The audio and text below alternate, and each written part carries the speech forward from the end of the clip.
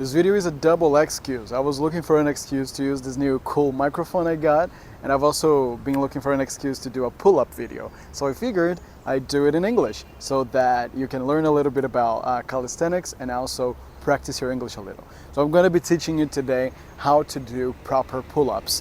Pull-ups is an exercise that many people see as a difficult one, a tough exercise, and it kind of is, but it's not nearly as hard as people make it out to be. So the first thing we need to do to strike some nice pull-ups is to strengthen our muscles. For the pull-ups, we're going to be using mostly our back muscles. We're going to be using the biceps as well, and a little bit of the back shoulder over here. So if you cannot hang from that bar and pull yourself up first, then there are a couple of exercises that you can do to develop that strength. And we're going to be working with this small bar here. Not small, right? Maybe a short bar. Not short either. Low. Low bar is a medium bar. So what we want to do is we want to build that strength for your back and everything. So you are going to hold on the bar, and you're going to let yourself down like this, and then from here you're going to pull. For some people this exercise is going to be very, very easy. It is for me. If it's hard for you, then you should be doing it to strengthen your back muscles and your biceps as well. This exercise is going to give you the strength you need to perform a pull-up afterwards. If this exercise is getting too easy for you, then you should try to go lower and lower and lower. Even if you can find a lower bar than this one, it's going to be even better, because the lower you go, the harder the exercise is going to be, the more you're going to practice your muscles. So you're going to go very low over here, almost laying down, and then you're going to pull yourself up to strengthen those back muscles. And remember, the pull-up is all about the back. You're not supposed to kill yourself with your arms. You're not supposed to feel your shoulder. If you are, you're doing it wrong. Try to bring something that is called the mind-muscle connection. Mind-muscle connection. So when you are doing the exercise, you think about the muscle you want to activate, and that really helps you to get that extra focus on the muscle. I know it sounds a little crazy, but I promise it works. And then after you are good with this exercise, what you want to do is try to hang a little bit. Another obstacle that people have when we talk about pull-ups is that people get afraid. I know I was. When I first started doing pull-ups, I was afraid of falling, right? So if you're gonna hang from that tall bar over there, especially for me, you know I'm not that tall, so you can get a little afraid of hurting yourself, reasonably so, because there is a risk. So you want to start hanging from a low bar like this. What you're gonna do is gonna go down, kind of sit, you know, and hold yourself hanging from the bar. You don't have to do this for a long while. You can do this little by little, train, and then you're going to be able to do this for longer and longer as you practice. So like, you can hold yourself for 5 seconds. 1, 2, 3, 4, 5, and relax. Then you can rest for 30 seconds, up to a minute, and do it again. 1, 2, 3, 4, 5. This exercise is going to give you the confidence you need on your hands and in your forearms, because you're going to need this strength on your fingers and your forearms to hold yourself up there for extended periods of time to do many pull-ups later. So you need to practice these muscles as well. After you lose your fear of going up there, then you got to go up there. And there are two types of hang that we need to understand before we actually do a pull-up. There is a dead hang and the active hang. The dead hang is one where you just hang from the bar and you do nothing. You see my head is tucked in with my shoulders and I'm doing nothing. This is called a dead hang. Then there is a active hang. Look at how my head goes up. You see, I'm not moving my arms, I'm just activating my shoulders to help support my weight. This active hang is the hang we want to use when we do our pull-ups, because after you activate your shoulders, if you try to do a pull-up after you activate your shoulders, you're going to decrease the likelihood of injuries. And if you try to do a pull-up from a dead hang, you are more likely to injure yourself. I say more likely and not very likely because I have never injured myself doing pull-ups, even when I did them wrong, from the dead hang instead of the active hang, you know. Calisthenics, in my experience, it's very hard to get hurt in calisthenics, you know, because you are supporting your own weight. There is not a lot of weight in one specific muscle like we do in the gym, you know. So the likelihood of injuries is way lower. This is true for me, and this is true for everybody I know who practiced calisthenics and had previously practiced traditional weightlifting at a gym.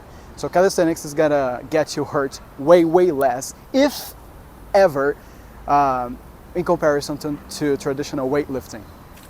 But okay, after you get that active hang figured out, then you're gonna pull yourself up. And remember, the focus is not on the arm, okay? The focus is on the back. You wanna bring your back into it. So I'm gonna actually do this with my back turned to you, just so you can see what it looks like. So you go up there, and then you gotta try and pull yourself up, let yourself down. Pull yourself up, let yourself down. You see that I am not doing this really fast, because it's not about speed, it's not about volume, it's about the quality of the movement you are making. It's no use doing this, you know, because you're not actually feeling it. There are some people who cheat when they do this. For example, some people try to bend their shoulders, like they do like this, you know? This is, I feel so stupid doing that, because it is stupid. Don't cheat. When you're trying to do a pull-up, you want to keep your body as straight as possible. You want to keep your core tight. You want to keep your butt tucked in, you know? And then you want to keep yourself straight to go up there, so that the exercise focuses on the muscle group that it has to, which is your arms, your shoulders, and your back. If you put extra motion into it, you're going to decrease the effectiveness of the exercise. Starting to get a little tired already, you see? Anyway, but let's suppose you still can't do a pull-up like I just showed you. Something that you can do is, instead of pulling yourself up from zero, you can jump very strong, pull yourself up together with the impulse from your legs, and then you let yourself down very slowly. This is called a negative pull-up. So you go up very strong, and then let yourself down slowly. Letting yourself down slowly is way easier than pulling yourself up from zero. And this is gonna build the muscle you need on your back, on your arms, and your shoulder to eventually do a proper pull-up. So you jump up very strong, use the impulse. Then let yourself down, controlled, slowly do that negative pull-up so that you can eventually do a regular one. Good. Now, when we are doing a pull-up, it's very important. Let's go over it again, right? You want to do a pull-up from the active hang. You want to focus on your back, on your biceps, and in the back of your shoulder, your rear delts. You don't want to cheat. You want to keep your core straight, solid. And you are actually supposed to feel a little bit in your abs, because your abs are gonna put in that effort to keep your body still. If you develop like a pendulum motion, that's gonna make the exercise way harder, because you're gonna have to not only support your weight, but also support the motion. So the stiller you are, the easier it's gonna be. Let's try one more time.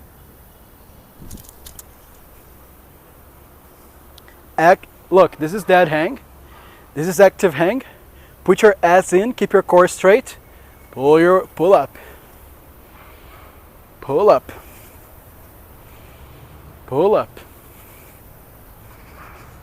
Now, how far up do you want to go? Ideally, you want to go up so much that your chin is over the bar, okay? It's okay if you can't. When I started doing pull-ups for the first time, I could do 3, if that much, and I could only pull myself up like something like that, you know? I could only do this. And then, after doing that a lot, I improved a lot, and then I was able to do the rest, the full pull-up. So don't worry if you can only pull yourself like this much, like your forehead, not even your head to the bar. If you can bend your arms, that's already great progress. And then further and further, you try to go further up and further up. This process is not fast, but it is measurable and it's not invisible. But you gotta do it every day. Calisthenics, since it has a lower chance of getting you hurt as opposed to traditional weightlifting, requires a little bit more frequency. So for example, if you go to the gym and you train your biceps like once a week, 4 pull-ups, that's not gonna be enough. You gotta do that more often. When I was training pull-ups for the first time, I was doing this every day. I did 3 sets of 3 pull-ups every day. That's all I could do, by the way. By the end of the last one, I was dead. So, you do 3, rest for a minute or so, then do 3 more, then rest for a minute or so, then do 3 more, and finish it up. It's gonna be, how can I say? I don't want to say painful, because it's not really painful, but it's gonna be slow. I feel like we are living in a time where everybody wants everything so fast, right? People want to lose 10 kilograms in 2 months. People want to learn English in 3 months. People want to get rich quick, right? But everything that is worth doing in life is slow. Getting a nice pull-up is going to take you some time. It is. You're going to have to do it every day. You can rest like 2 or 3 days. You don't have to do like every single day, but 5 times a week would be great if you could do that. And then little by little, you're going to improve. I'm going to tell you how I'm improving right now. I started doing 3 pull-ups max, right? As I told you. Now I can do 15 pull-ups, non-stop, you know, in one go. 15. But I increase this little by little. So like a couple of weeks ago, I was doing 12. Then I trained every day. And then the next week I said to myself, this time I'm gonna do 13. And then I did 13. The next week, now I'm gonna do 14. And I did 14. The previous week, now I'm gonna do 15. And I did 15. The last one I did was 16, and next week I'm gonna try to do 17. Sometimes you're not gonna be able to increase 1 rep per week. It's okay, but it's a nice goal to have. If you take, you're not gonna take more than 2 weeks to increase 1 rep for your pull-ups if you practice every day, you know? And don't kill yourself, all right? Practice pull-ups once a day. Like, don't practice in the morning and then in the afternoon again. You're going to overload your muscles. Remember, if you want to get stronger, if you want to get more muscle, you need to rest. It's important. That's why there is also another type of pull-up that I like to do to not only to not overload my muscles too much. So on Mondays, Wednesdays, and Fridays, I do the regular pull-up, the one I showed you, this one. Now, on Tuesdays and Thursdays, I do the chin-ups. The difference between the pull-up is the chin-up is the grip you're gonna have. This is the grip for the pull-up. This is the grip for the chin-up. You're gonna pull, instead of pulling like this, you're gonna pull like this. The chin-up is going to target your biceps a lot more than the normal pull-up. So if you want some biceps like this, the chin-up is the exercise for you. And it works almost exactly like the pull-up. Just gotta get yourself up there with this grip instead. I think the only thing I should tell you is that when you grip the bar like this, you're not gonna be able to get such a wide grip. Like if you do like this is so easy to do. Now doing that with an inverted grip, it's a lot harder. So you wanna bring your arms a little closer together. So if I'm gonna prepare myself for a pull-up, this is how wide my arms are. If I wanna prepare myself for a chin-up, this is how wide my arms are. A lot less wide, right? Pull yourself up. Let yourself down. And remember, you want to get your chin over the bar. Now that you already understood how to do everything, I'm going to do a couple of reps shirtless so you can see the activation of my back muscles over there. And then there's going to be no voice, all right? Because the microphone is on my shirt. I'm going to put a nice little song for you to listen while you watch me doing the pull-ups, and maybe you can mimic this motion eventually.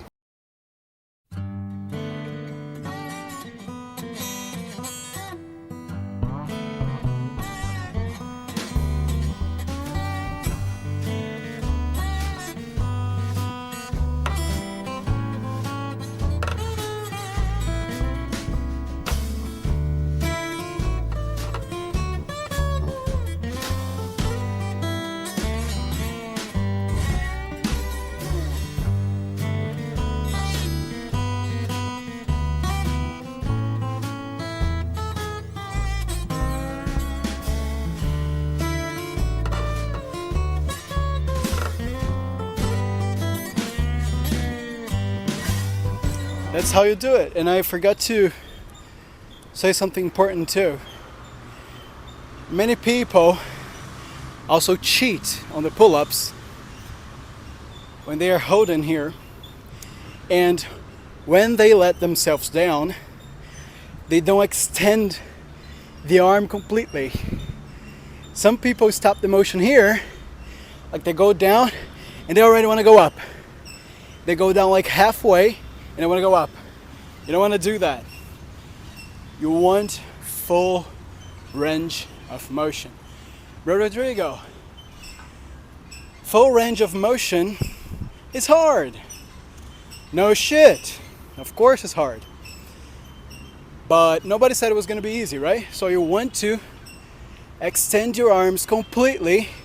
Don't go into dead hang, all right? That's not what I'm telling you. Go down to the active hang, and then you go up again. Don't do like pull up and then you go like this. Let yourself fully down, then you go up again. Full range of motion is gonna be way better for your back. It's gonna make you a lot stronger. And remember, quality is way more important than quantity. It's better if you do 3 full complete pull-ups than like 5 cheating ones. It's not gonna help you as much. You wanna do full range of motion, quality over quantity. That's it. That's how you do some pull-ups. Maybe eventually I'm gonna do another video showing you how to do some more advanced calisthenics tricks that I learned over the past year. I'm gonna show you some right now just to show off a little bit, but that's it. Go practice your pull-ups. Remember, only a year and a half ago I could do a maximum of 3.